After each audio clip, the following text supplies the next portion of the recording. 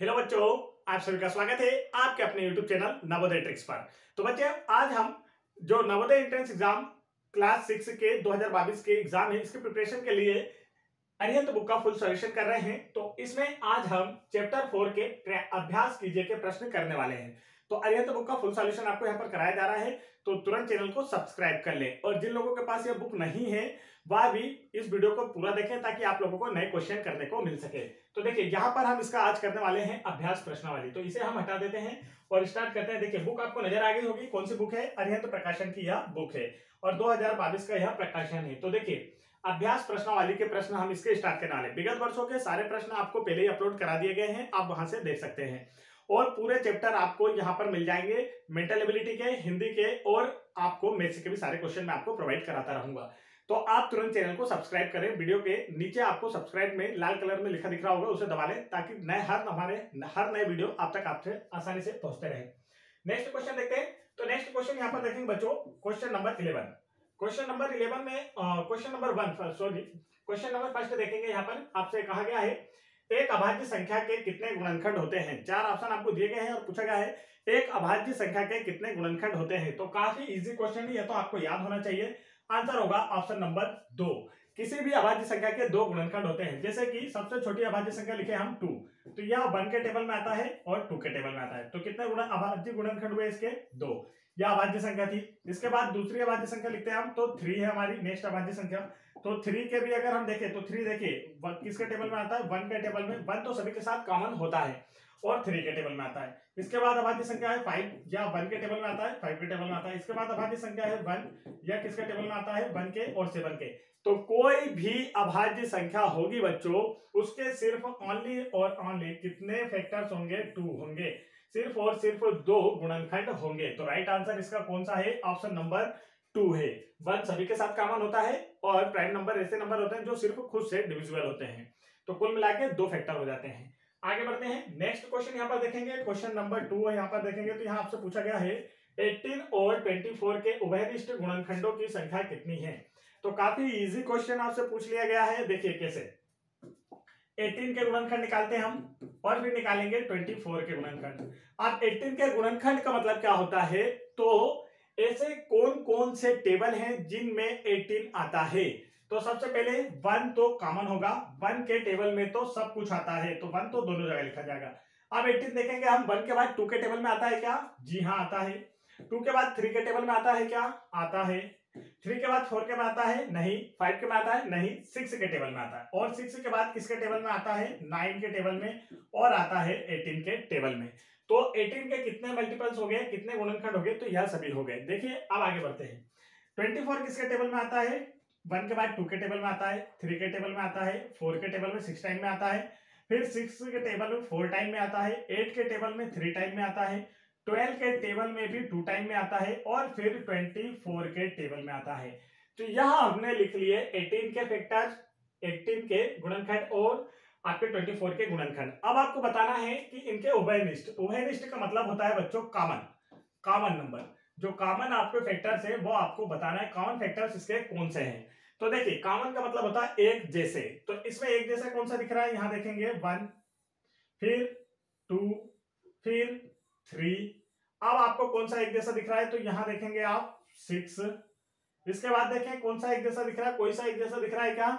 नहीं दिख रहा है बच्चों। तो इनके उभयनिष्ठ या कॉमन फैक्टर कितने हो गए? आप देखेंगे उभयनिष्ठ गुणनखंड, या फिर आप इसे कॉमन फैक्टर भी कहते हैं। तो उभयनिष्ठ गुणनखंड बराबर बच्चों क्या है? देखिए, एक तो 1 आया दोनों में, फिर दोनों में है 2, दोनों में है 3 और दोनों में है 6। तो कितने हो गए? काउंट करेंगे 1 2 3 4, कुल मिला के 4। राइट आंसर कौन सा आएगा? Option number 4। दोनों के उभयनिष्ठ गुणनखंडों की संख्या है 4। तो इस तरीके से निकाला जाता है। आगे बढ़ते हैं नेक्स्ट क्वेश्चन की ओर। नेक्स्ट क्वेश्चन यहां पर देखेंगे, क्वेश्चन नंबर 3 आपकी स्क्रीन पर है। यहां आपसे पूछा गया है 14 और 77 के बीच 7 के गुणजों की संख्या। तो आपको बताना है 14 और 77 के बीच 7 के गुणजों की। 7 के गुणजों की मतलब 7 का टेबल लेना है आपको। 14 और 77 के बीच में 7 के टेबल में क्या क्या आता है आपको लिखना है। तो देखिए, 7 का टेबल लें या 7 का पहाड़ा ले आप, तो 7 3 जा 21, एक तो ये हो गया। 7 4 जा 28, 7 5 जा 35, 6 जा 42, 7 जा 49 और 8 जा 56 और 9 जा 63 और 10 जा 70 और फिर आप एक्स्ट्रा टाइम लेंगे तो वो 77 आ जाएंगे। तो इनके बीच में देखिए इसके गुणजों की संख्या कितनी है, 7 के गुणजों की संख्या मतलब 7 कितनी बार आता है, देखिए 7 के टेबल में कौन कौन से नंबर आते हैं, 2 3 4 5 6 7 8। तो देखिए यह 8 संख्या है 14 और 77 के बीच में, जो कि 7 की गुणज है, 7 के पहाड़े में आती है। तो कितने हो गए, काउंट करें हम, 2 2 4 2 6 2 8। राइट आंसर कौन सा इसका, ऑप्शन नंबर 3 है बच्चों। तो इस तरीके से नंबर्स निकाले जाते हैं। आगे बढ़ते हैं नेक्स्ट क्वेश्चन की ओर। नेक्स्ट क्वेश्चन यहाँ पर आपको क्वेश्चन नंबर 4 दिख रहा होगा। क्वेश्चन नंबर 4 में आपसे पूछा है 20 के गुणनखंड। तो इसे तो आप ऑप्शन से भी कर सकते हैं बच्चों। ऑप्शन से कैसे, चलिए तो नहीं तो मैं आपको करके भी दिखा देता हूँ। 20 लिखे आप, 20 1 के टेबल में तो आएगा ही, 1 सभी के साथ कॉमन होता है। 1 के बाद 2 के टेबल में 20 आता है 10 टाइम में, 3 के टेबल में आता है क्या, नहीं, 4 के टेबल में आता है 5 टाइम में, फिर 5 के टेबल में भी आता है 4 टाइम में, फिर इसके बाद देखेंगे किसके टेबल में आता है। तो देखिए अब ऐसा जहां आपको दिख रहा होगा वही आपका आंसर होगा। 1 2 4 5 किस ऑप्शन में नजर आ रहा है, इसमें आ रहा है क्या, नहीं, इसमें आ रहा है क्या, नहीं, इसमें आ रहा है क्या, नहीं। तो राइट आंसर ऑप्शन नंबर 4। ये हो गया आपका सरल। इससे आगे आप सोच नहीं पा रहे हैं तो आप ऑप्शन भी देख सकते हैं, ऑप्शन मैच कर लें 2-4 लिखकर, आपको पता चल जाएगा कौन सा हमारा ऑप्शन सही बैठा है। तो देखिए 5 में आता है, 5 के बाद फिर 10 में भी आता है, और 10 के बाद आप देखेंगे 20 में भी आता है। तो यही आपका क्या है, राइट आंसर है ऑप्शन नंबर 4। यदि आपको याद ना आए तो आप ऑप्शन देखेंगे और आपको पता चल जाएगा। 4 ऑप्शन आप देखते जाएं। आगे बढ़ते हैं नेक्स्ट क्वेश्चन की ओर। नेक्स्ट क्वेश्चन देखेंगे बच्चों, क्वेश्चन नंबर 5। क्वेश्चन नंबर 5 में आपसे पूछा है 36 के गुणनखंडों की संख्या कितनी है। 36 के गुणनखंड मतलब जो 36 है यह किस किस के टेबल में आता है, आपसे पूछा गया बच्चों।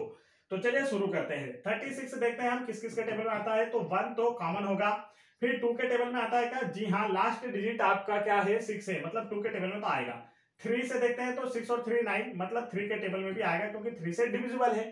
4 के टेबल में आता है क्या, 4 9 जा 36, 5 के में नहीं आता, 6 6 जा 36, 7 के में भी नहीं आता, 8 के में भी नहीं आता, 9 4 जा 36, फिर 12 3 जा 36। इसके बाद आगे बढ़े तो 18 2 जा 36, और फिर बताइए जल्दी किसके टेबल में आता है। अब आप डायरेक्ट देखेंगे यह 36 के टेबल में ही आता है। तो इतने सारे इसके क्या है, गुणनखंड है, फैक्टर है 36 इन सभी के टेबल में आता है। तो इन्हें आपको काउंट करके बताना है। तो देखिए इनकी संख्या आपको बताना था 36 के गुणनखंडों की। तो गिनते हैं 1 2 3 4 5 6 7 8 9। राइट आंसर कौन सा है, ऑप्शन नंबर 4 क्या हो जाएगा बच्चों, इसका करेक्ट आंसर हो जाएगा। इस तरीके से आप निकालते हैं कि गुणनखंड आपसे कोई नंबर देकर पूछा जाता है तो वह नंबर किस किस के पहाड़े में आता है, ये आपको निकालना होता है। नेक्स्ट क्वेश्चन देखते हैं। नेक्स्ट क्वेश्चन यहाँ पर देखेंगे, क्वेश्चन नंबर 6 आपको दिख रहा होगा। क्वेश्चन नंबर 6 में आपसे पूछा है निम्न में से 316 का गुणनखंड नहीं है। तो यह क्वेश्चन मैंने कल भी आपको कराया था, हमें विगत वर्षों में भी यह क्वेश्चन पूछा गया था। तो यहाँ पूछा है 316 का गुणनखंड नहीं है, मतलब इनमें से ऐसा कौन सा नंबर है जिसके गुणा में 316 नहीं आता है बच्चों। तो देखिए पहले तो हम हमारे छोटे नंबर चेक कर लेते हैं। तो 1 तो सभी के में आता है, तो या तो आपका आंसर नहीं होगा, काट देते हैं हम। गुणनखंड नहीं है, स्पेशली शब्द क्या लगा है, नहीं है। तो 1 तो सभी के साथ होता है, तो यह हमारा आंसर नहीं है। उसके बाद आप यह चेक करेंगे, ये छोटा नंबर है तो पहले इसे चेक करके देखते हैं ना। तो 8 को जब आप चेक करेंगे तो देखिए क्या यह 8 से डिविजिबल है। 8 से डिवाइड करने का रूल क्या कहता है, यदि लास्ट 3 डिजिट अगर 8 से डिवाइड होते हैं तो वह नंबर भी 8 से डिवाइड होगा। तो 8 से डिवाइड करके देखते हैं, 8 बन जा 8, 8 3 जा 24, फिर कितना बचा 7। तो 76 क्या आता है 8 के टेबल में, नहीं आता है बच्चों। तो आपका राइट आंसर कौन सा है, ऑप्शन नंबर 4, या इससे डिविजिबल या इसका एक फैक्टर नहीं है, क्योंकि जो आपका 316 है यह 8 के टेबल में नहीं आता है। इसके बाद आप बाकी के देखेंगे तो इसमें यदि आप 2 से मल्टीप्लाई करें तो 316 आ जाएगा, और इसमें यदि आप 4 से मल्टीप्लाई करें तो 316 आ जाएगा। तो राइट आंसर कौन सा इसका, ऑप्शन नंबर 4 है। आगे देखते हैं नेक्स्ट क्वेश्चन। नेक्स्ट क्वेश्चन देखेंगे आप, क्वेश्चन नंबर यहाँ पर 7 देखेंगे बच्चों। क्वेश्चन नंबर 7 में आपसे क्या पूछा गया है, 25 से छोटे 3 के गुणजों की संख्या कितनी है। 4 ऑप्शन आपको दिए गए हैं और पूछा गया है 25 से छोटे 3 के गुणजों की संख्या, मतलब 3 का पहाड़ा आपको इतनी बार लेना है, 25 से ज्यादा नहीं जाना चाहिए। 3 का पहाड़ा लेना है 25 से कम टाइम। कितनी बार कितने गुणज जाएंगे इसको देखते हैं। तो देखिए 25 से 3 के गुणज निकालते हैं, 3 के गुणज, लेकिन ये गुणज कैसे होना चाहिए, ये गुणज आपके होना चाहिए 25 से कम बच्चों। कैसे होना चाहिए? 25 से कम होना चाहिए। चलिए तो लिखते हैं हम यहाँ पर 25 से कम। 3 का टेबल लिखें। 3 1 जा 3, 3 2 जा 6, 3 3 जा 9, 3 4 जा 12, 3 5 जा 15, 3 6 जा 18, 3 7 जा 21, 3 8 जा 24। 24 20 से बना जाएगा, इसके बाद वो 25 से ज्यादा हो जाएगा, तो 25 से आपको कम लेना है। तो 25 से 3 के गुणजों की संख्या कम लेना है, तो काउंट करते हैं 1 2 3 4 5 6 7 8। कितने आ गए हमारे? राइट आंसर आया ऑप्शन नंबर 3 8। 25 से कम 3 के गुणज कितने हैं? 8 है बच्चों। 3 का टेबल लेकर आप देख सकते हैं। आगे बढ़ते हैं नेक्स्ट क्वेश्चन की ओर। नेक्स्ट क्वेश्चन यहाँ पर आपको दिख रहा होगा क्वेश्चन नंबर 8। तो क्वेश्चन नंबर 8 देखिए, प्रत्येक विषम संख्या का गुणनखंड क्या होता है? 4 ऑप्शन आपको दिए गए हैं और पूछा गया है प्रत्येक विषम संख्या का गुणनखंड क्या होता है।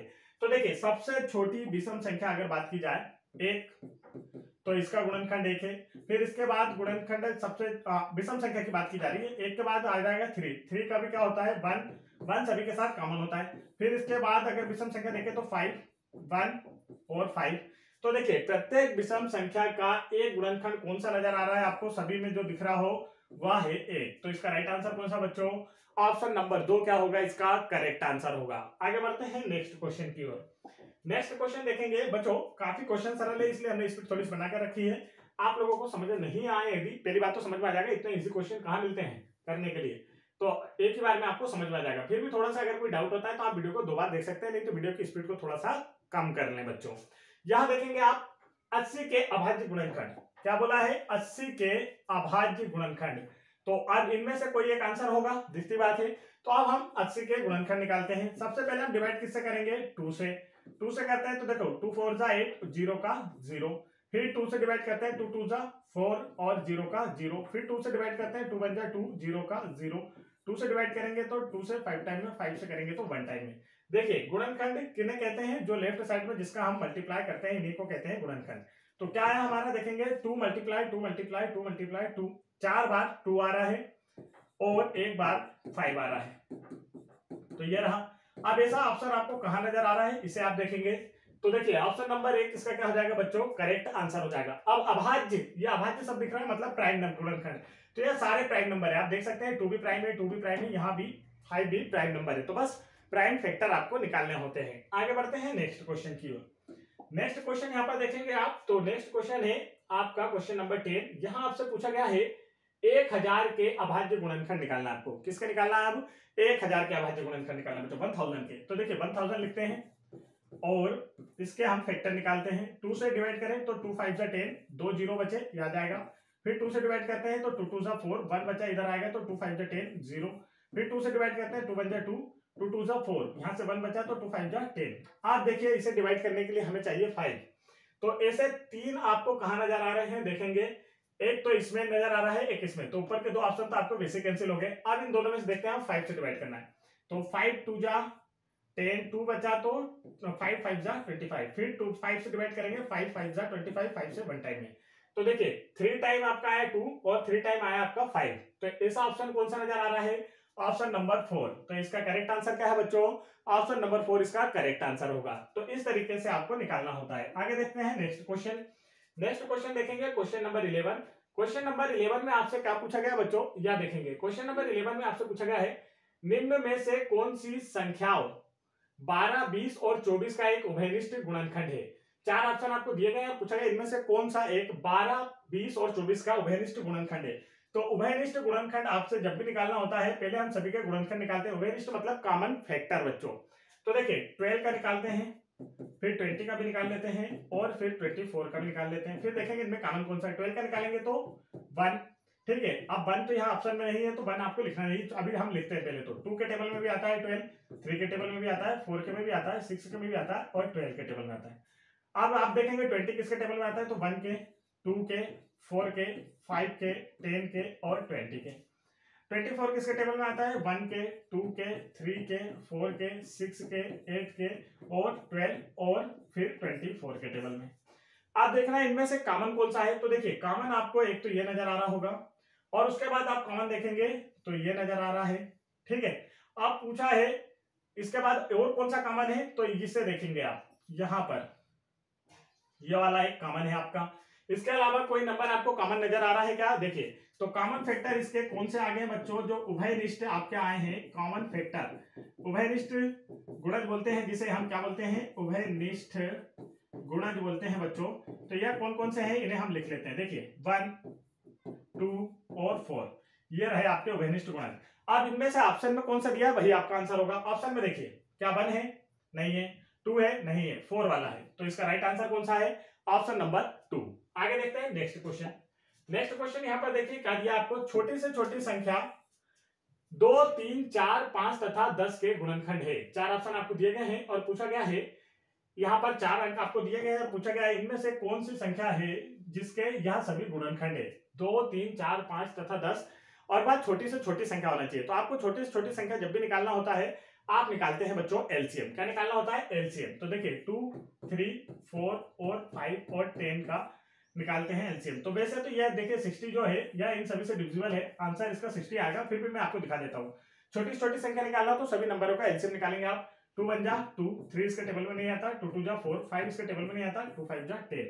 फिर 2 से देखिए 1 यहाँ पर, 3 इसके टेबल में नहीं आता, 2 1 जा 2, 5 इसके टेबल में नहीं आता है। 3 से डिवाइड करेंगे तो 1 तो पहले से ही है, 3 1 जा 3, यहाँ पर 1 बचा क्या? 5 और 5। आप 5 से डिवाइड करेंगे तो यहाँ 1, यहाँ 1, यहाँ 1, 5 1 जा 5, 5 1 जा 5। तो देखिए बच्चों अब इन सभी का अगर आप मल्टीप्लाई करते हैं तो आपका एक नंबर निकल कर आ जाएगा जिसमें इन सभी से भाग जाता है। तो देखिए मल्टीप्लाई किसका करना है? 2 मल्टीप्लाई 2 मल्टीप्लाई 3 मल्टीप्लाई 5। तो 2 2 जा 4, 4 3 जा 12 और 12 5 जा 60। तो सबसे छोटा नंबर कौन सा है जिसमें इन सभी नंबर से भाग जाता है? तो वह है 60। राइट आंसर ऑप्शन नंबर 3 60 होगा।